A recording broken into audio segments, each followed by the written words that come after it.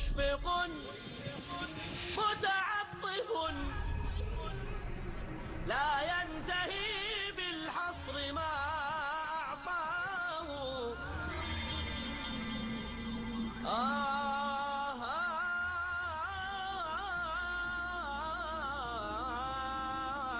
رب رحيم مشفق متعطف لا ينتهي بالحصر ما أعطى. یہاں ہمارے سامنے جو بات واضح طور پر آئی کہ نیکی کا ایک ظاہر ہے ایک باطن ہے. اللہ تعالیٰ کے نزدیک نیکی اصل میں وہ اس کے باطن کے حوالے سے نیکی ہے، ظاہر کے حوالے سے نہیں. اگرچہ ظاہر کی اپنی جگہ اہمیت ہے، لیکن یہ ہے کہ اس نیکی کے لیے اصل روح جو ہے سب سے پہلے ایمان باللہ، اللہ کی محبت سے سرشار ہو کر وہ کام کیا جا رہا ہو. حضرت علی رضی اللہ تعالیٰ عنہ سے ایک شخص کی ایک جنگ ہوئی، لڑائی ہوئی، اور آخر کار حضرت علی اس کے اوپر قابو یافتہ ہو گئے، زمین پر گرا لیا، سینے پر بیٹھ گئے، اور اب اپنا خنجر بھونکنے والے تھے کہ اس نے نیچے پڑے ہوئے بھی تھوک دیا حضرت علی رضی اللہ تعالیٰ عنہ کے منہ پر.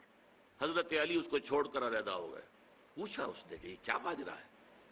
فرمایا دیکھو میری تم سے کوئی ذاتی مخاصمت نہیں، کوئی ذاتی دشمنی نہیں، میں تمہیں اپنی کسی ذاتی سبب پر میں قتل نہیں کر رہا تھا، صرف اللہ کے لیے.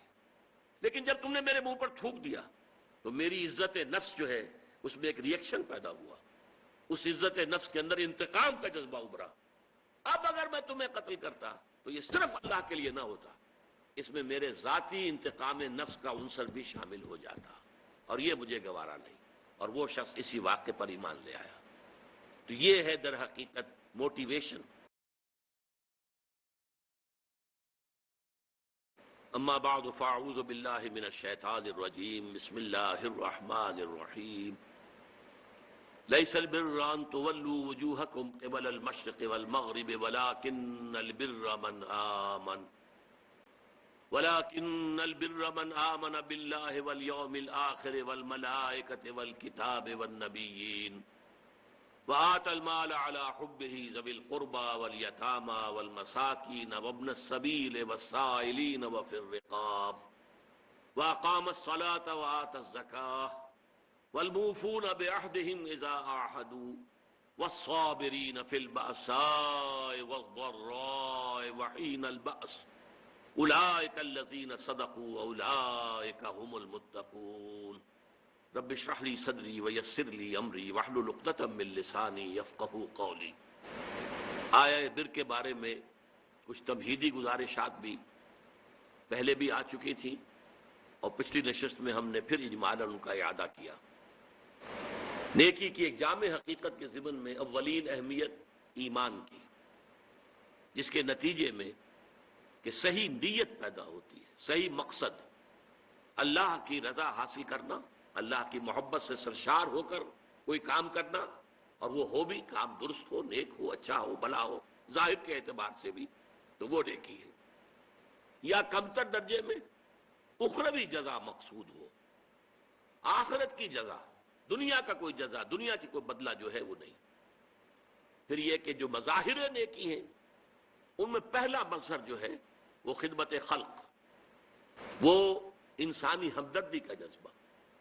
انسان اپنا مال جو اسے طبعاً بہت محبوب ہے وہ دے سکے ضرورت مندوں کو، جن میں اولین قرابت دار، رشتہ دار، پھر یتامہ، پھر مساکین، پھر مسافر، پھر مانگنے والے، اور پھر گردنوں کے چھڑانے. اس کے بعد فرمایا وَأَقَامَ الصَّلَاةَ وَآتَى الزَّكَاةَ، اور قائم کی اس نے نماز اور ادا کی اس نے زکوٰۃ. اب دیکھیے یہاں ارکان اسلام میں سے اہم ترین ارکان جو ہیں اب ذکر آ رہا ہے. میں پہلے بیان کر چکا ہوں کہ ترتیب عنوان کے اعتبار سے موضوع کیا ہے. ارکان اسلام کی بحث ہوگی تو کلمہ شہادت کے فوراً بعد اقامت الصلاۃ و ایتاء الزکاۃ. لیکن یہاں بحث ہو رہی ہے نیکی. نیکی کی حقیقت کیا ہے؟ اس میں وہ ہمدردی کا مادہ وہ پہلے، اور نماز اور زکوٰۃ بعد میں. اور ان دونوں چیزوں پر غور کیجئے تو ایک عجیب جو ہے اس میں حکمت نظر آتی ہے کہ اس سے پہلے جو دو چیزیں ہمارے سامنے آئی ہیں نیکی کی بحث میں، ایک ایمان اور ایک خرچ کر سکنا ضرورت مندوں کی ضرورتیں پوری کرنا میں اپنے مال کو خرچ کر سکنا. اب ان دونوں کے لیے گویا کہ دو ستون گاڑ دیے گئے ہیں ہمارے دین کے نظام میں. ایمان کو تازہ رکھنے کے لیے نماز ہے. دن میں 5 مرتبہ اپنے مصروفیات سے نکلو. صبح کی نیند بڑی سہانی ہوتی ہے، اسے توڑ کر اٹھو، اور اٹھو اللہ کے حضور میں حاضر ہو، کھڑے ہو جاؤ، وضو کرو، کھڑے ہو جاؤ، نماز پڑھو، اللہ سے اپنا عہد جو ہے تازہ کرو. ایاک نعبد و ایاک نستعین، اللہ تعالیٰ کے ساتھ اپنے اس عہد کو دوبارہ استوار کرو، تازہ کرو. بڑا پیارا شعر ہے حفیظ جالندری کا کہ سرکشی نے کر دیے دھندلے نقوش بندگی، آؤ سجدے میں گریں لوح جبیں تازہ کریں. لوح کہتے تختی کو، جیسے تختی ہوتی تھی ہم لکھتے تھے، پھر تازہ کرتے تھے اسے، اس کے اوپر پھر دوبارہ گاچنی سے اس کو دوبارہ جو ہے تاکہ اس پر لکھا جا سکے. تو یہ لوح جبیں جو ہے یہ ہماری، اسے رکھو زمین پر تاکہ اس میں بندگی کا جو نقش ہے وہ تازہ ہو جائے. اس لیے کہ ہماری سرکشی جو نفس کی سرکشی ہے، ان النفس لامارۃ بالسوء، اس نے ہماری یہ بندگی کے جو آثار ہیں، جو نقوش ہیں، انہیں کمزور کر دیا، دھندلا دیا ہے. تو نماز ایک ستون ہے، اور یہ جان لیجئے کہ اسلامی معاشرے کے اندر اس کی تنظیم، اس کی آرگنائزیشن کے لیے یہ یوں سمجھیے رکن رکین ہے، یہ عمود ہے، یہ سب سے بڑا.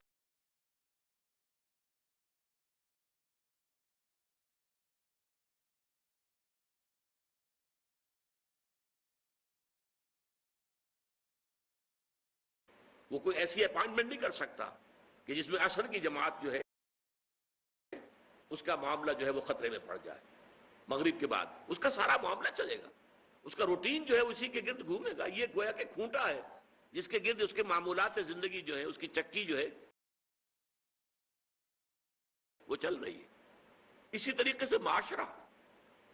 اب 5 مرتبہ دن میں مسلمان مسجد میں جمع ہو رہے ہیں، ایک امام کے پیچھے کھڑے ہیں، اور ایک دفعہ ہفتے میں جو ہے بڑی آبادی کے لوگ جو ہیں مسجد جامع میں جمع ہو گئے.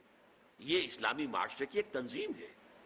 سال میں 2 مرتبہ جو ہے آبادی سے باہر کسی بڑے کھلے میدان میں لوگ چلے گئے ہیں عیدین کے لیے، اور سال میں 1 مرتبہ جو ہے پوری دنیا سے کشاں کہاں کہاں سے گورے بھی اور کالے بھی اور پیلے بھی مسلمان کہاں سے چلے آ رہے ہیں، ہر مسلک، ہر فقہ کے ماننے والے. یہ ایک تنظیم ہے جو نماز کے گرد اور حج کے گرد ہو رہی. اور یہ نماز جو ہے در حقیقت بندے کا تعلق اللہ کے ساتھ استوار کرنے کا سب سے بڑا ذریعہ ہے. اس لیے کہ ہمارے معمولات جو ہیں وہ ہمیں اللہ سے غافل کر دیتے ہیں، ہم گم ہو کر رہ جاتے ہیں. وہ بڑا پیارا شعر ہے اقبال کا، کافر کی یہ پہچان کہ آفاق میں گم ہے، مومن کی یہ پہچان کہ گم اس میں ہے آفاق. آفاق میں گم ہو جانا، میرا یہ کام ہے، یہ کام ہے، یہ کام ہے، یہ کام ہے، یہ کرنا، وہاں جانا، وہاں سے وہاں جانا، وہاں سے وہاں جانا، ایک چکر ہے، ایک روٹین ہے. انسان گم ہو گیا. کہاں خدا کا خیال، کہاں آخرت کا خیال، آئے گا ہی نہیں، گم ہو گئے. اور ایک وہ ہے کہ جو گویا کہ دنیا میں رہتا ہے، بازار سے گزرا ہوں، خریدار نہیں ہوں. دنیا میں رہو اور دنیا میں گم نہ ہو جاؤ، بلکہ دنیا تمہارے اندر آ جائے، تمہارے قابو میں آ جائے، تمہارے تابع ہو جائے، تمہارے سارے معمولات تمہارے اپنے فیصلے کے، تمہاری خودی کے تابع ہو جائے. یہ کیفیت ہے در حقیقت کے جو مطلوب ہے. اسی لیے فرمایا حضرت موسیٰ علیہ السلام کی پہلی جو حاضری ہوئی تھی اور اسی میں انہیں رسالت عطا ہوئی، تو اس کی پہلی وحی سورہ طٰہٰ کے شروع کی آیات میں ہے وَأَقِمِ الصَّلَاةَ لِذِكْرِي. دیکھو میری نماز میرے ذکر کے لیے، میری یاد کے لیے نماز کو قائم رکھو. زکوٰۃ کیا ہے؟ مظاہر نیکی میں سب سے پہلا مظہر آیا تھا مال خرچ کر سکنا، خیرات، صدقات، لوگوں کی ضرورتیں پوری کرنا اپنے مال سے، ہمدردی میں اپنا مال خرچ کرنا. اس مال خرچ کرنے کے لیے ایک اور ستون کھڑا کر دیا گیا، اور وہ زکوٰۃ ہے. کم سے کم اتنا تو دینا ہی ہوگا. گویا کہ آپ کو معلوم ہے کہ کسی بوتل کا کورک اگر بند ہی رہے تو بند رہے گا، اس میں سے کچھ بھی نہیں نکلے گا، ایک قطرہ بھی نہیں ٹپکے گا. ایک دفعہ کھل جائے تو امید ہے کہ کچھ اور بھی نکل آئے گا. تو زکوٰۃ، بخیل سے بخیل انسان بھی اگر مسلمان ہے اور اگر اس کو اللہ تعالیٰ کے حکم کا لحاظ ہے، پاس ہے، زکوٰۃ تو دے گا. چاہے اس کے علاوہ چیریٹی نہ ہو، چاہے اس کے علاوہ جو ہے کوئی خیرات نہ ہو، لیکن یہ زکوٰۃ تو دے گا. لیکن یہ زکوٰۃ جو ہے در حقیقت یہ بنیاد بن جاتی ہے کہ پھر دل میں سے مال کی محبت اس زکوٰۃ کی وجہ سے کم ہوتی ہے۔ زکوٰۃ کے معنی یہ ہے پاک کرنے والی شے، تزکیہ ہے، یہ در حقیقت نفس کو پاک کرنے والی شے ہے، طہارت نفس، قلب کے اندر سے مال کی محبت کو ختم کرنے والی شے۔ تو یہ دو ستون ہیں ہمارے دین کی۔ حضور کی ایک حدیث میں حضرت معاذ بن جبل رضی اللہ تعالیٰ عنہ سے مروی ہے، تو حضور نے، ویسے بہت طویل روایت ہے، وہ میں اس وقت روایت بیان نہیں کر سکتا، حضور نے پوچھا حضرت، اس لیے کہ اس وقت خاص حالات ایسے ہو گئے تھے کہ حضور کی طبیعت میں بڑی بشاشت تھی حضرت معاذ بن جبل کے لیے رضی اللہ تعالیٰ عنہ۔ ایک سوال تو انہوں نے حضور سے کیا تھا، حضور نے اس کا جواب دے دیا۔ پھر حضور نے مزید دریائے سخاوت جوش میں آیا، حضور نے فرمایا وَإِن شِئْتَ حَدَّثْتُكَ يَا مُعَاذ بِرَأْسِ هَذَا الْأَمْرِ وَقَوَامِهِ وَضَرْبَةُ السَّنَامِ مِنْهُ۔ اے معاذ، اگر تم چاہو تو میں بتاؤں کہ ہمارے اس دین کی جڑ کیا ہے اور ہمارے اس دین کا تنا کیا ہے۔ قوام، یہ درخت جو ہے نا، آپ کو معلوم ہے، درخت کی مثال سامنے رکھیے کہ درخت کی ایک جڑ ہے اور درخت کا ایک تنا ہے جس کے اوپر پھر آگے شاخیں ہوں گی، اس میں پتے آئیں گے، اسی میں پھل یا پھول لگیں گے۔ وہ قوام ہے، کھڑا رکھنے والی شے۔ یہ جو تنا ہے یہ کھڑا رکھا ہوا اس درخت کو اس نے، اور پھر یہ کہ اس کی چوٹی کیا ہے، میں تمہیں بتاؤں؟ تو انہوں نے کہا بے ابی و امی انت یا رسول اللہ قل لی، میرے ماں باپ آپ پر قربان ہو اے نبی صلی اللہ علیہ وسلم، ضرور بتائیے مجھے۔ تو فرمایا ان رأس هذا الامر، دیکھو ہمارے اس دین کی جڑ کیا ہے؟ شہادت اللہ الہ الا اللہ وان محمد رسول اللہ، یہ ہے جڑ۔ اور ہمارے اس دین کے معاملے کا جو تنا ہے، قوام ہے، وہ کیا ہے؟ اقام الصلاۃ و ایتاء الزکاۃ، نماز کا قائم رکھنا اور زکوٰۃ کی ادائیگی۔ مشفق اور ہمارے اس دین کے معاملے کا جو تنا ہے، قوام ہے، وہ کیا ہے؟ اقام الصلاۃ و ایتاء الزکاۃ، نماز کا قائم رکھنا اور زکوٰۃ کی ادائیگی۔ نماز سے تعلق اللہ کے ساتھ قائم، زکوٰۃ سے تعلق اپنے ابناء نو کے ساتھ، غربا، مساکین، جو معاش کی دوڑ میں پیچھے رہ گئے ہیں، آپ کے اپنے بھائی بند، آپ کے اعزاء، آپ کے اقربا۔ زکوٰۃ سے آپ کا ایک رابطہ ان سے تعلق قائم ہوا۔ نماز سے تعلق اللہ کے ساتھ، زکوٰۃ سے تعلق خلق خدا کے ساتھ، اللہ تعالیٰ کے بندوں کے ساتھ۔ اور یہاں زکوٰۃ کا جو لفظ آ گیا تو نوٹ کیجئے، پہلے جو فرمایا تھا وَآتَ الْمَالَ عَلَىٰ حُبِّهِ ذَوِي الْقُرْبَىٰ وَالْيَتَامَىٰ وَالْمَسَاكِينَ وَابْنَ السَّبِيلِ وَالسَّائِلِينَ وَفِي الرِّقَابِ، اور یہاں فرمایا وَآتَ الزَّكَاةَ، اس کا مطلب یہ دو علیحدہ چیزیں ہیں۔ پہلے جو فرمایا ہے وہ نفل ہے، وہ ادا کرنا ہے زکوٰۃ کے علاوہ۔ اس لیے ایک حدیث میں بھی آتا ہے، حضور نے فرمایا صلی اللہ علیہ وسلم ان فی المال لحقا سوى الزکاۃ۔ دیکھو مسلمانوں، یہ نہ سمجھ بیٹھنا کہ تم نے اپنے مال میں سے زکوٰۃ نکال دی تو بس اللہ کا حق پورا نکل گیا، نہیں نہیں، ان فی المال لحقا سوى الزکاۃ، تمہارے اموال میں اللہ کا حق ہے زکوٰۃ کے علاوہ بھی۔ اور پھر آپ نے وہ آیت پڑھی وَآتَ الْمَالَ عَلَىٰ حُبِّهِ ذَوِي الْقُرْبَىٰ وَالْيَتَامَىٰ وَالْمَسَاكِينَ وَابْنَ السَّبِيلِ وَالسَّائِلِينَ وَفِي الرِّقَابِ وَأَقَامَ الصَّلَاةَ وَآتَى الزَّكَاةَ، اس نے جو ہے مال دیا، اس کی محبت کے علی رغم قرابت داروں کو، یتیموں کو، مسکینوں کو اور مسافروں کو، مانگنے والوں کو، اور گردنوں کے چھڑانے میں، اور قائم کی نماز اور ادا کی زکوٰۃ۔ تو زکوٰۃ ایک فرض شے ہے، اور وہ جو پہلے بیان ہوا ہے وہ نفل ہے، وہ اضافی ہے، وہ زکوٰۃ کے علاوہ ہے، وہ زکوٰۃ کا حصہ نہیں ہے، بلکہ در حقیقت اس جذبے کو سسٹین کرنے کے لیے زکوٰۃ کی حیثیت ایک ستون کی ہے۔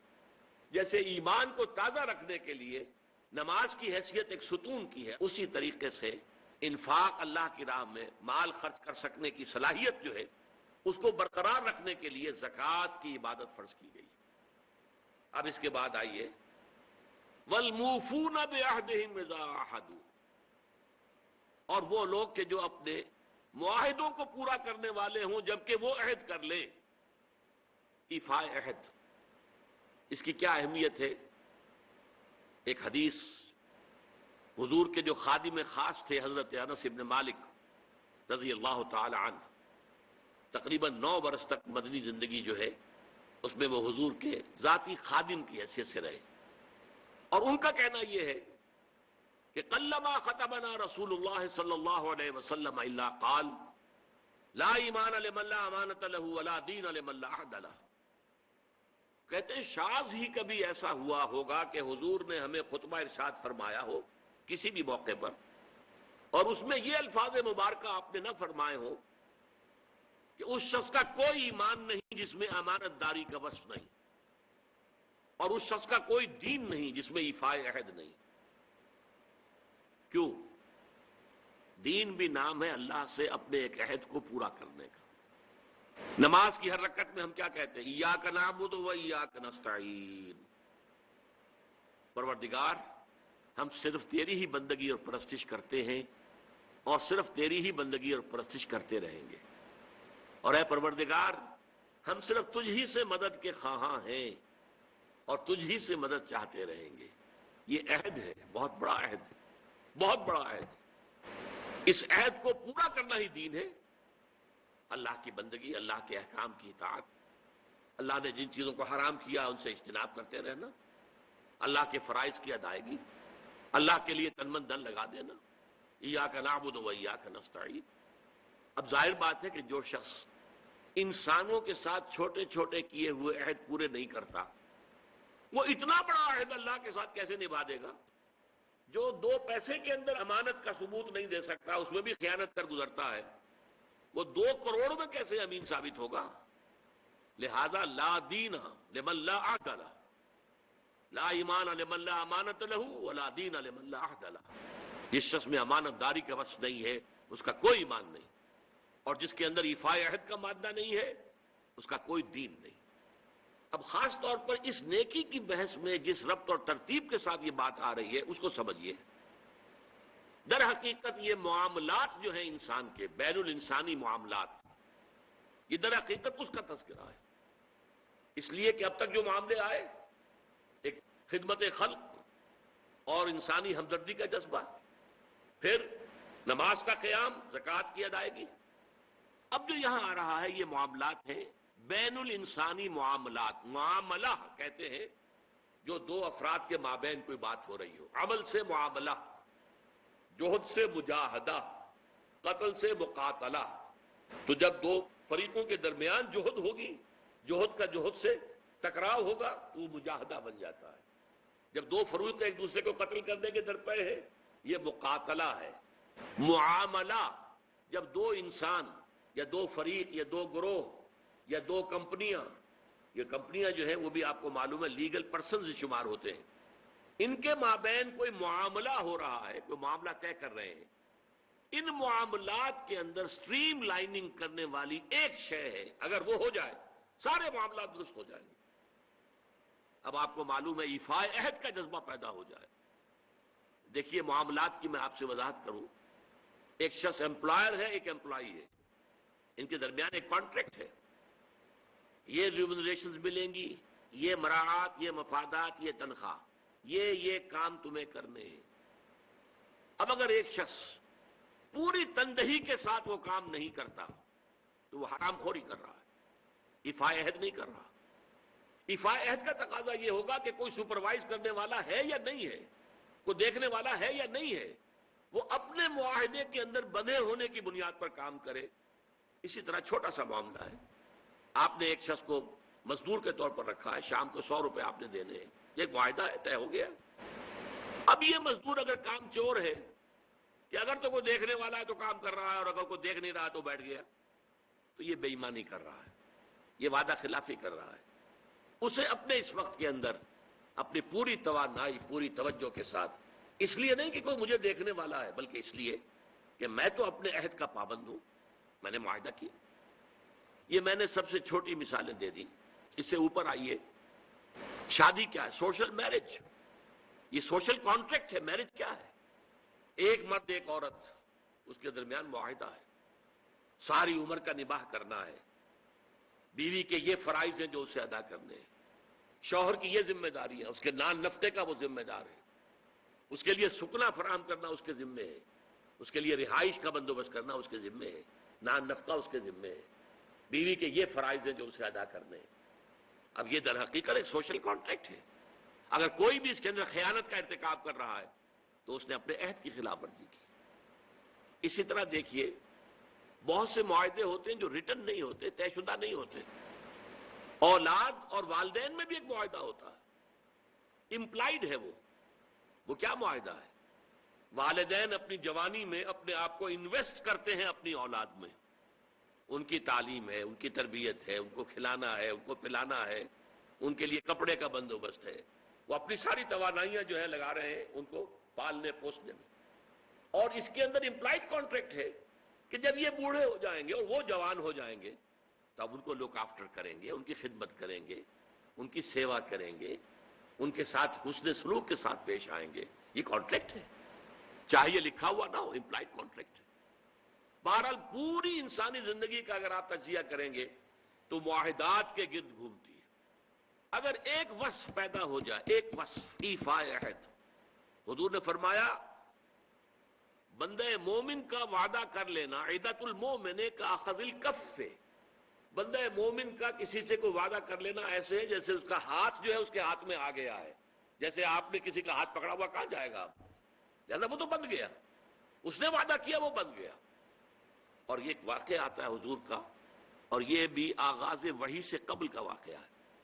آپ کی زندگی میں امانت اور دیانت جس کی بنا پر الصادق الامین کے خطابات آپ کو ملے تھے اپنے معاشرے سے، آپ کاروباری آدمی تھے نا، تجارت کرتے تھے۔ ایک شخص سے کوئی بات ہو رہی تھی معاملے کی، کسی سودے کی، اس نے کہا کہ ذرا آئے محمد آپ انتظار کیجئے میرا یہاں پر، میں ابھی آتا ہوں۔ وہ جا کر اپنے کاموں میں ایسا مصروف ہو گیا بھول گیا۔ حدیث میں ثلاثہ کا لفظ آیا، 3 کے بعد یاد آیا اسے، اور عام شارحین کا یہ کہنا ہے 3 دن کے بعد۔ وہ بھولا رہا، اچانک یاد آیا، میں نے تو وعدہ کیا تھا محمد سے صلی اللہ علیہ وسلم کہ آپ یہاں میرا ذرا انتظار کیجئے میں ابھی آتا ہوں۔ وہ اسی طریقے سے گھبرایا ہوا گیا تو حضور وہیں تشریف فرما تھے۔ 3 دن اس نے معذرت پیش کی، کہا میں بھول گیا، تو حضور نے فرمایا میں تو اپنے عہد کا بندھا ہوا تھا، میں نے تم سے وعدہ کیا تھا کہ میں یہاں تمہارا انتظار کروں گا، میں کر رہا ہوں۔ یہ ہے اصل میں، اور جیسا کہ قرآن مجید میں اسی سورہ بنی اسرائیل میں آیا ہے ان العہد کان مسئولا، یہ عہد جو ہے اس کی تو اللہ تعالیٰ کیا مسئولیت ہے، جواب دہی ہوگی، پوچھ گچھ ہوگی۔ یہ ہے معاملہ، معاملات انسانی میں نیکی کا وہ جذبہ جو ہے وہ خاص طور پر جو ظاہر ہوگا وہ ایفاء عہد کے حوالے سے تمام معاملات بین الانسانی تعلقات اور تمام معاملات کے اندر سٹریم لائننگ کر دے گا۔ مشفق متعطف والصابرین فی الباساء والضراء، یہاں صابرون نہیں کہا، موفون نہیں۔ اس کا کیا مطلب ہے؟ یہاں پر در حقیقت کچھ الفاظ محذوف ہیں، وَأَخُصُّ بِذِكْرِ الصَّابِرِينَ، اور خاص طور پر میں ذکر کرنا چاہتا ہوں صبر کرنے والوں کا۔ یہ جو نیکی کی بحث ہے اس میں نوٹ کر لیجئے، ایک ہے نیکی بدھ مت کے بھکشوؤں کی نیکی، عیسائی راہبوں کی نیکی، ہندوؤں کے سنیاسی اور تپسیاؤں کی نیکی۔ وہ نیکی کیا ہے؟ کاروبار دنیاوی کو چھوڑو، معاشرے کے جو مین کرنٹ ہے اس سے نکل کر کہیں پہاڑوں میں، گفاؤں میں، کہیں موناسٹریز میں کہیں جاؤ بیٹھ جاؤ۔ اسلام کی نیکی یہ نہیں ہے، کیونکہ اس صورت میں تو گویا کہ نیکی معاشرے سے خارج ہو گئی، بدی کو اور کھل کھیلنے کا موقع مل گیا، کوئی مقابلے میں رہا ہی نہیں۔ یہ گویا کہ بدی کے لیے میدان کو خالی چھوڑ دینا ہے۔ اسلام جس نیکی کی تبلیغ کرتا ہے وہ در حقیقت بدی کے خلاف سفارہ ہونے والی نیکی ہے۔ بدی کی آنکھوں میں آنکھیں ڈال کر چیلنج کرے، اس سے پنجہ آزمائی کرے، بدی کو روکے، بدی کو ختم کرے، بدی کا استحصال کرے، اور اس بدی کے استحصال کرنے میں جو تکلیف آئے وہ جھیلے۔ جو سورہ لقمان کی آیت میں نے پہلے بھی آپ کو سنائی تھی، یا بنی اقم الصلاۃ وامر بالمعروف ونہی عن المنکر واصبر علی ما اصابک، اے میرے بچے نماز قائم کر، نیکی کا حکم دے، بدی سے روک، اور پھر جو تجھ پر بیتے اس کو جھیل اور برداشت کر، پھر ثابت قدمی کا ثبوت دے، قدم کوئی پیچھے نہ ہٹ جائے۔ تو اسلام کی نیکی جو ہے وہ اس طرح کی نیکی نہیں، پیسیو نیکی نہیں ہے، ایکٹیو نیکی ہے، وہ آگے بڑھنے والی نیکی ہے، وہ ماحول کو بدی سے خالی کرنا چاہتی ہے، وہ یہاں نیکی کا غلبہ چاہتی ہے، بدی کا استحصال کرنا چاہتی ہے، اور اس جد و جہد میں اس کے اوپر جو تکلیف آئے، جو مصیبت آئے، اصل جو میدان ہے نیکی کا، جس کے اندر فیصلہ ہوگا نیکی ہے یا نہیں ہے، یہ دکھاوے کی نیکی ہے یا حقیقت کی نیکی ہے، وہ تو در حقیقت اس کا ٹیسٹ جو ہے، لٹمس ٹیسٹ، وہ تو آئے گا اگر احقاق حق کے لیے تکلیفیں جھیلنے کو تیار ہو، اگر ابطال باطل کی جد و جہد میں قربانیاں دینے کے لیے تیار ہو، اگر اس کے لیے تن من دھن قربان کر دینے کے لیے تیار ہو، تب تو نیکی ہے، ورنہ یہ نیکی کا ڈھونگ ہے، یہ نیکی کا صرف ایک ظاہری سا ہے، جیسے کہ میں نے عرض کیا تھا بعض آج کل ہوتے ہیں ایسے ہیٹرز کہ نیچے جو ہے نظر آتا ہے انگارے دہکتے ہوئے، حالانکہ وہ بالکل کچھ بھی نہیں، ان میں آگ ہے ہی نہیں، انگارے ہیں ہی نہیں، نظر آ رہے ہیں انگارے، وہ ہیٹ جو آ رہی ہے وہ تو اوپر سے تار جو لگا ہوا ہے وہاں سے آ رہی ہے، ہیٹر وہاں سے ہیٹ دے رہا ہے، لیکن دکھا دیا ہے کہ جیسے انگارے ہیں، تو دکھاوا ہے یہ، اس میں حقیقت نہیں ہے، اس کا اصل ٹیسٹ کیا ہے؟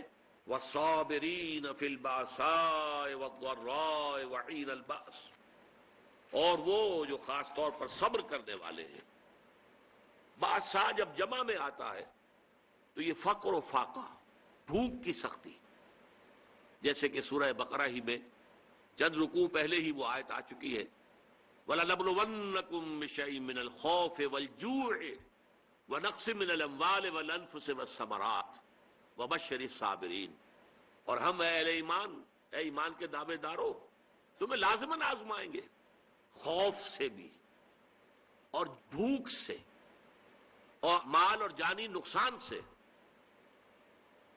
اور اے نبی بشارت دے دیجئے صبر کرنے والے، تو یہ تو ہے بھوک، فقر و فاقہ۔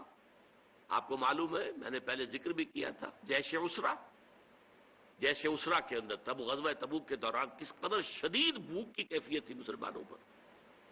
ایسے بھی مواقع آئے ہیں کہ تین مسلمانوں کے لیے 24 گھنٹے کا راشن ایک کھجور، اسی طریقے سے غزوہ خندق کے موقع پر جو ہے، اس لیے کہ شدید ترین سردی کا موسم تھا اور یہاں اب کچھ نہیں تھا، چاروں طرف سے گھیراؤ ہے، وہ باہر سے رسد آئی نہیں سکتی، قحط کی کیفیت ہے، اور یہاں پر جو ہے فاقے آ رہے ہیں، اور اس فاقے کی حالت میں حکم ہوا ہے کہ خندق کھودو، اور مدینے کی زمین جو ہے پتھریلی زمین ہے، ٹھیک ہے وہاں پہ ریت بھی ہے، لیکن خندق کھودنے کے لیے تو ریت سے نیچے جانا پڑے گا نا، پتھروں کے اوپر۔ چنانچہ ایک واقعہ آتا ہے کہ ایک بڑی چٹان آ گئی، تو جس چٹان کو بہت سے مسلمانوں نے کوشش کی اپنے اس تیشوں کے پھاوڑوں کے ذریعے سے توڑنے کی، نہیں توڑ سکے، پھر حضور نے ضرب لگائی ہے تو وہ ٹوٹی، تو وہ چٹانیں جو ہیں ان کو توڑ رہے ہیں، اور ہے فاقے سے، تو لوگوں نے اپنے پیٹوں کے اوپر پتھر باندھے ہوئے اپنی چادروں کے ساتھ کس لیے ہیں،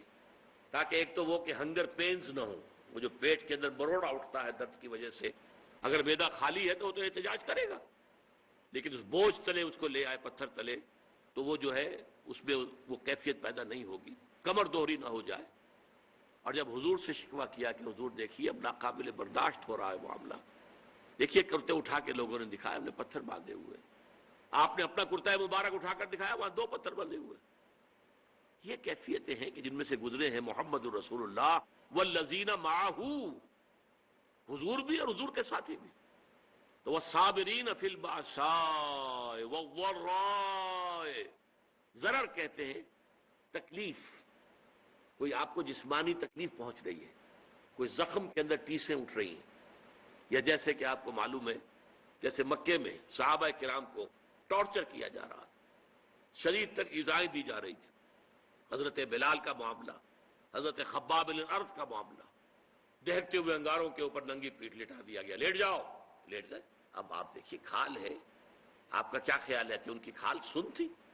انہیں جلن کا احساس نہیں ہو رہا تھا، لیکن جھیلا ہے، اس سے برداشت کیا، کیوں کہ حضور کا حکم ہے کہ کوئی جوابی کارروائی نہیں کرنی ہے، جو بھی یہ کرے ٹھیک ہے کرنے دو، تمہارے جسم کے ٹکڑے کرنے دو، اسی وجہ سے لیٹ گئے، اور جو ہے وہ کھال جلی ہے، پھر پیٹھ کی جو چربی ہے وہ پگھلی ہے، اس سے پھر وہ انگارے ٹھنڈے ہوئے ہیں، یہ کیفیت ہے، جھیلنا ہوتا۔ تو یہ جھیلنا جو ہے، برداشت کرنا، تحمل، وَالصَّابِرِينَ فِي الْبَأْسَاءِ وَالضَّرَّاءِ وَحِينَ الْبَأْسِ، اور خاص طور پر باس کے وقت. باس جب واحد میں آتا ہے اس کے معنی جنگ ہے. یہ آخری امتحان ہوتا ہے، میدان جنگ میں آ جانا. جان ہتھیلی پر رکھ کر میدان میں آ جاؤ. ظاہر بات ہے جو جنگ میں گیا وہ گویا کہ اپنی جان کا رسک لے کر جا رہا ہے. یہ تو اگر کوئی خاص اللہ کا فضل ہے کہ لوٹ آیا تو یہ تو فضل ہے، یہ تو ایک طرح سے نئی زندگی ہے. ورنہ در حقیقت جنگ میں جانے والا اپنی جان کا رسک لے کر، اور وہاں پھر صبر کرنا، ڈٹے رہنا، وہاں پیٹھ نہ دکھانا. تو اگر کسی شخص نے اپنی پیٹھ دکھا دی دشمن کو جنگ کے موقع پر تو پھر اس کے لیے تو اللہ تعالیٰ کا عذاب ہے. وہ ماواہ جہنم وبئس المصیر، اور اس کا برا ٹھکانہ ہے جہنم. جہنم ٹھکانہ ہے جو بہت بری جگہ ہے. تو جنگ کے موقع پر اب یہاں سوچئے کہ وہ جو میں نے کہا تھا کہ یہاں پہ سورۃ العصر کی تیسری چیز جو ہے وہ انڈرسٹوڈ ہے. سورۃ العصر میں ایمان کی بات آئی، ایمان یہاں آ گیا، 5 ایمانیات کا ذکر آ گیا. سورۃ العصر میں عمل صالح کا معاملہ آیا، یہاں پر اس کے مختلف شعبے، خدمت خلق، انسانی ہمدردی، عبادات، نماز اور زکوٰۃ، ایفاء عہد، تمام جو بین الانسانی معاملات ہیں، تعلقات ہیں، ان کی سٹریم لائننگ. اسی طریقے سے صبر، تو صبر کی 3 چیزیں یہاں آ گئی، والصابرین فی البأساء والضراء وحین الباس. لیکن یہاں پر وتواصوا بالحق کے ضمن میں اصطلاح لفظاً کوئی شے یہاں مذکور نہیں. میں کہتا ہوں کہ وہ امپلائیڈ ہے. کیوں؟ اس سوال کا جواب کیا ہے؟ دیکھیے جو پورا خاکہ ہمارے سامنے آ رہا ہے یہ ایک پوری شخصیت ہے، پورا حیولہ ہے، پورا ایک کریکٹر ہے انسانی جو ہمارے سامنے آ رہا ہے. وَلَٰكِنَّ الْبِرَّ مَنْ آمَنَ بِاللَّهِ وَالْيَوْمِ الْآخِرِ وَالْمَلَائِكَةِ وَالْكِتَابِ وَالنَّبِيِّينَ وَآتَى الْمَالَ عَلَىٰ حُبِّهِ ذَوِي الْقُرْبَىٰ وَالْيَتَامَىٰ وَالْمَسَاكِينَ وَابْنَ السَّبِيلِ وَالسَّائِلِينَ وَفِي الرِّقَابِ وَأَقَامَ الصَّلَاةَ وَآتَى الزَّكَاةَ وَالْمُوفُونَ بِعَهْدِهِمْ إِذَا عَاهَدُوا. ایسے لوگوں کی جنگ کس مقصد کے لیے ہو سکتی ہے؟ کیا ایسے لوگ صرف دنیاوی مفادات کے لیے جنگ کریں گے؟ ایک پورا کردار ہے، اس میں کوئی چیز فٹ نہیں بیٹھ رہی. اس کے اندر ظلم، تعدی، لا یریدون علوا فی الارض ولا فسادا. ایسے لوگ زمین کے اندر اپنا اقتدار، اپنی حکومت، اور اس کے لیے فساد، اور اس کے لیے جنگ، اور اس کے لیے خوریزی، ان کی اس پورے نقشے میں فٹ نہیں بیٹھتی. لہذا ان کی یہ جنگ اور ان پر جو آزمائشیں آئیں گی بھوک کی اور تکلیف کی، کس لیے؟ یہ احقاق حق کے لیے، تواصی بالحق کے لیے، حق کا بول بالا کرنے کے لیے، اقامت دین کی جد و جہد کے لیے. اس لیے کہ سب سے بڑا حق کیا ہے؟ یہ زمین اللہ کی ہے اور اس پر اسی کا حکم چلنا چاہیے. یہ ہے سب سے بڑا حق. مشفق متعطف. میں نے عرض کیا تھا سب سے چھوٹا حق یہ بھی ہو سکتا ہے کہ بچے گلی میں کھیل رہے ہیں اور آپ ان سے کہیں کہ بیٹے یہ جگہ نہیں ہے کھیلنے کی، میدان میں جا کر کھیلو. تمہاری گیند سے یا تمہاری گلی سے کسی گاڑی کا شیشہ ٹوٹ جائے گا اور اس پر بھی ریزنٹمنٹ ثابت آئے گی. بچے جو ہیں شاید آپ کو اپنی عزت سلامت لے کر وہاں سے جانا جو ہے وہ نصیب نہ ہو. اسی طریقے سب سے بڑا خیر کیا ہے؟ یہ زمین اللہ کی ہے. ان الارض للہ، زمین اللہ کی ہے، یہاں اس کا حکم چلنا چاہیے. جیسے کہ عیسائیوں کی جو لارڈز پریئر ہے اس میں الفاظ ہیں بڑے خوبصورت. Thy kingdom come, thy will be done on earth as it is in heavens. اے رب تیری حکومت، تیری بادشاہت زمین میں قائم ہو جائے، اور اے رب تیری مرضی جیسے آسمانوں میں پوری ہو رہی ہے. سورج تیرے حکم کا تابع ہے اور چاند تیرے حکم کا تابع ہے. اے پروردگار اسی طریقے سے زمین پر بھی تیرا ہی حکم چلے. یہ ہے سب سے بڑا حق. اس حق کے لیے میدان میں آنا. اور ظاہر بات ہے کہ جب یہ آیتیں نازل ہو رہی تھی تو ایک نقشہ موجود بالفعل تھا. محمد الرسول اللہ والذین معہ ان وادیوں میں سے گزر چکے تھے. ایمان کے مراحل انہوں نے طے کیے. انسانی ہمدردی کے کتنے بڑے بڑے مظاہر سامنے آئے. حضرت ابو بکر کا ذکر ہو چکا ہے ایک جنگ کے موقع پر، اور غالباً یہ غزوہ احد کی بات ہے، کیونکہ بہت سے مسلمان شہید بھی ہوئے تھے، بہت سے زخمی بھی تھے. بعد میں کوئی پانی پلانے والا آیا، العطش العطش، معلوم ہوتا ہے کہ جب جسم میں سے خون زیادہ نکل جائے زخموں سے تو پیاس شدید ہو جاتی، پانی کی کمی جسم میں ہوتی. العطش العطش. تو ایک کے پاس وہ ایک پیالہ لایا گیا، منہ سے لگایا گیا کہ برابر میں ذرا آواز آئی العطش العطش. تو اس نے کہا اچھا اچھا پہلے میرے بھائی کو پلاؤ پھر میں پی لوں گا. وہاں لے کر گئے تو اس کے قریب سے کہیں اور سے آواز آ گئی العطش. اس نے کہا پہلے میرے اس بھائی کو پلاؤ پھر میں پی لوں گا. وہاں جب پہنچا ہے پانی لے کر، جو شخص بھی لے کر گیا تھا ان کا دم نکل گیا. واپس آئے تو ان کی بھی روح پرواز کر چکی، واپس آئے تو پہلے کا بھی انتقال ہو. یہ انسانی ہمدردی. موت کے وقت بھی یہ کیفیت، یہ ایثار. یؤثرون علی انفسہم ولو کان بہم خصاصہ، اپنے اوپر دوسروں کو ترجیح دینا. یہ سارے مراحل طے کر چکے تھے صحابہ کرام، اور لوگوں کے سامنے نقشے موجود تھے، اور ان کا ایفاء عہد یہ سب ان کے سامنے موجود تھا. اب یہ لوگ تھے کہ جو جنگیں بھی کر رہے تھے، قتال کر رہے تھے، جانیں دے رہے تھے.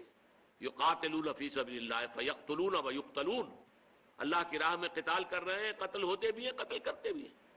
تو یہاں پر گویا کہ یہ خود بخود اس ماحول کے حوالے سے بھی یہاں جو درمیان میں ایک خلا ہے وہ پر ہوتا ہے. اور دوسرے اس دلیل سے کہ یہ جنگ ظاہر بات ہے دنیا میں کبھی بھی کسی نے اس کو اچھی بات تو نہیں کہا، لیکن یہ کہ یہ جب خیر کے لیے ہو، بھلائی کے لیے ہو، تواصی بالحق کے لیے ہو، احقاق حق کے لیے ہو، ابطال باطل کے لیے ہو، اللہ کے دین کے غلبے کے لیے ہو، اقامت دین کی جد و جہد کے لیے ہو، تو یہ کہ والصابرین فی الباساء والضراء وحین الباس اولئک الذین صدقوا واولئک هم المتقون. یہی ہیں وہ لوگ کہ جو راست باز ہیں، سچے ہیں. یعنی نیکی کا دعویٰ تو سبھی کر رہے ہیں. وہ جسم فروش عورتیں بھی کہ جو تازیوں کے ساتھ چلتی ہیں کالے کپڑے پہن کر، یا جو دھمال کھیلتی ہیں جا کر عرسوں میں، وہ بھی سمجھتی ہیں کہ ہم بڑا نیکی کا کام کر رہی ہیں. اور جیب کترے بھی نیکی کا کام کرتے ہیں، ڈاکو بھی کرتے ہیں، چور بھی کرتے ہیں، یہ بستہ الف بستہ بے کے لوگ بھی کرتے ہیں. لیکن اصل نیکی کس کی ہے؟ ایک مذہبی طبقے کی نیکی بھی ہے. ریچولز ہیں، رسومات ہیں، ظواہر ہیں، مظاہر ہیں، اندر سے کھوکھلے ہیں. جس کی کہ یہ حضرت مسیح نے بہترین تشبیہ دی تھی یہود کے علماء کے لیے کہ تمہارا حال ان قبروں کے مانند ہے جن کے اوپر سفیدی کی ہوئی ہے، بہت اچھے، چادر بھی پڑی ہوئی ہے، لیکن اندر ان کے گلی سڑی ہڈیوں کے سوا کچھ نہیں. تمہارے باطن میں تعفن ہے، مال کی محبت، دنیا کی محبت، جاہ کی محبت، دنیاوی اقتدار کی محبت. اس نے تمہیں اندھا کر دیا، اتنا اندھا کہ اللہ تعالیٰ کے عظیم ترین معجزے جو عطا کی اللہ نے حضرت مسیح کو، ان کو بھی نہ دیکھ پائے، اللہ کے ایک عظیم رسول کو نہ پہچان پائے. اللہ کے ایک عظیم رسول کو کہا، کہہ دیا گیا ولد الزنا ہے یہ، معاذ اللہ صبح معاذ اللہ، نقل کفر نہ باشد، مرتد ہے، جادوگر ہے، کافر ہے، واجب القتل ہے، سولی پر چڑھا دیا جائے. یہ مذہبی طبقہ تھا جس نے یہ کام کیا. اور ایک طبقہ ہمارے ہاں وہ لبرل، جیسا کہ میں نے عرض کیا تھا، وہ کہتے ہیں بھائی سچ بولنا چاہیے، کام اپنا کرنا چاہیے، وعدہ پورا کر، باقی یہ نماز روزہ جو ہے یہ تو انفرادی معاملہ ہے، یہ انسان کا اور اللہ کا اپنا درمیانی معاملہ ہے. ان تمام چیزوں کو جس طریقے سے اس آیت میں جمع کر دیا گیا، اور ہر شے اپنی جگہ پر فٹ. نماز اور روزے کو درمیان میں تو لائے، نمبر 1 پر نہیں لائے. نمبر 1 پر وَآتَ الْمَالَ عَلَىٰ حُبِّهِ ذَوِي الْقُرْبَىٰ وَالْيَتَامَىٰ وَالْمَسَاكِينِ وَابْنَ السَّبِيلِ وَالسَّائِلِينَ وَفِي الرِّقَابِ. اور اس سے بھی پہلے اصل ایمان، موٹیویشن کیا ہے تمہارا؟ اب دیکھیے ہماری مجبوری کیا ہے. ہم انسانوں کی مجبوریاں ہیں 2. ایک تو یہ کہ ہم اعمال کے ظاہر پر حکم لگاتے ہیں، ہمیں باطنی تو نظر نہیں آتا، ہم کسی کا دل نہیں دیکھ سکتے، ہمیں نہیں معلوم اس کی نیت کیا ہے، اور کسی کی نیت پر بلا سبب شک کرنا، شبہ کرنا، اس کی ہمیں اجازت نہیں. لہذا ہم تو کہہ دیں گے یہ نیکی ہے، یہ نیکی کا کام ہے. ہم اس کی باطنی جو ہے، اس کا اصل پس منظر کیا ہے، اس کی اصل جذبہ محرکہ کیا، ہم نہیں جان سکتے. دوسرا معاملہ کیا ہے، ایک ہی شخص کے ہم کچھ اعمال کو کہتے ہیں یہ کام تو اس نے بڑی نیکی کی ہے، یہ کام اس کے بڑے برے ہیں. یہ بھی در حقیقت ہماری محدودیت ہے. حقیقت کے اعتبار سے انسانی شخصیت جو ہے ایک حیاتیاتی اکائی ہے. دیکھیے اگر آم کا درخت ہے تو آم لگے گا، اس میں نیبو کیسے لگ جائے گا؟ آم لگے گا، یہ نیم کی نمولی کیسے لگ جائے گی؟ اگر آپ ایک درخت میں دیکھتے ہیں کہ آم بھی لگا ہوا، نمولی بھی لگی ہوئی ہے، وہ کڑوی کسیلی نمولی بھی لگی ہوئی ہے اور میٹھا آم بھی لگا، آپ کیا کہیں گے؟ کیسے انہونی سی بات ہے؟ تو شخصیت تو ایک وحدت ہے، یا اس کے اندر خیر ہے یا شر ہے۔ شر ہے تو شر ہی ظاہر ہوگا، چاہے اس شر نے اوپر کوٹنگ لے لی ہو خیر کی، بظاہر نیکی کا ایک عمل کر رہا ہے، لیکن اس درخت کا، اس کی جڑ سے جو شر کی غذا اسے مل رہی ہے، اس اعتبار سے اس عمل کے اندر شر ہے، خیر نہیں ہے، چاہے ظاہری اعتبار سے خیر نظر آ رہا۔ اسی طریقے سے جو شخص نیک ہے، اس کے عمل میں نیکی ہی نظر آئے گی، برائی نہیں ہوگی۔ البتہ اس میں ایک استثناء ہے، جو حقیقتاً نیک ہے، جو اس پیمانے پر پورا اتر رہا ہے، وَلَكِنَّ الْبِرَّ مَنْ آمَنَ بِاللَّهِ وَالْيَوْمِ الْآخِرِ وَالْمَلَائِكَةِ وَالْكِتَابِ وَالنَّبِيِّينَ إِلَى آخِرِ الْآيَةِ، جو شخص اس پر پورا اتر رہا ہے، اس سے بھی کبھی وقتی حالات کے تحت، وقتی اثرات کے تحت کوئی غلط کام سرزد ہو سکتا ہے۔ یہ نہ سمجھیے کہ اس سے کبھی بھی کوئی برائی جو ہے اس کا ظہور نہیں ہو سکتا، نہیں ہو سکتا ہے، لیکن فوراً توبہ کرے گا۔ اگر اس کے اندر نیکی ہے، وہ کسی بدی کو مستقل طور پر اپنی زندگی میں، اپنے کردار کے اندر جگہ نہیں دے سکتا۔ اس کو آپ 2 اور 2 4 کی طرح جان لیجیے۔ وقتی آلات ہیں، وقتی اثرات پڑ گئے ہیں، یا جذبات کا کوئی طوفان امڈ آیا ہے وقتی طور پر، اور اس میں جو ہے آدمی سے کوئی غلط حرکت سرزد ہو گئی ہے، لیکن اگر نیک ہے اندر سے فی الواقع، فوراً توبہ کرے گا۔ جیسے کہ سورہ نساء کی آیت مبارکہ، انما التوبۃ علی اللہ للذین یعملون السوء بجہالۃ ثم یتوبون من قریب، اللہ تعالیٰ نے اپنے ذمے لازم کر لی ہے ایسے لوگوں کی توبہ قبول کرنا کہ جو غلطی سے یا حالات کے دباؤ میں، جہالت میں، نادانی میں کوئی غلط کام کر بیٹھتے ہیں لیکن فوراً توبہ کرتے ہیں، تو یہ فوری توبہ ہوگی۔ یہ نہیں ہوگا کہ بدی اور نیکی کا امتزاج مستقل طور پر ہو۔ یہ نہیں ہو سکتا کہ ایک طرف نماز، روزہ، یہ سارا کچھ بھی ہو رہا ہے، دوسری طرف سودی کاروبار مستقل طور پر اپنے دھندے میں شامل ہے، یہ نہیں۔ یہ اگر ہے تو اس کا مطلب یہ ہے کہ نیکی نہیں ہے، اصل میں یہ اندر اندھیرا ہی ہے، روشنی نہیں ہے، اندر تاریکی ہے، اندر کوئی نور نہیں ہے۔ یہ صرف ظاہر کے کچھ اوپر جو ہے لبادے اوڑھ لیے گئے ہیں، ان کی حقیقت کوئی نہیں۔ آخری بات اس آیت کی، وَأُولَٰئِكَ هُمُ الْمُتَّقُونَ، یہ سمجھیے بونس ہے اس آیت کا، کہ تم نے نیکی کی اصل حقیقت کو اگر سمجھ لیا تو ساتھ ہی یہ نوٹ کر لو، یہی لوگ متقی ہیں۔ تمہارا تقویٰ کا تصور بھی کچھ اور ہی ہے، ایک ظاہری وضاحت ہے، شکل و صورت ایک طرح کی بنا لی ہے، لباس ایک طرح کا پہن لیا ہے، تو آپ سمجھتے ہیں بڑا متقی انسان ہے۔ یہ ظاہر کے ساتھ، ظواہر کے ساتھ، وہی ہماری مجبوری، ہم دل کے اندر جھانک کر نہیں دیکھ سکتے، لیکن حقیقت میں متقی وہ ہوگا جو اس پورے نقشے پر پورا اتر رہا ہو، جس کی پوری شخصیت جو ہے اس کے اندر یہ رنگ بھرا ہوا ہو، وہ ہے متقی۔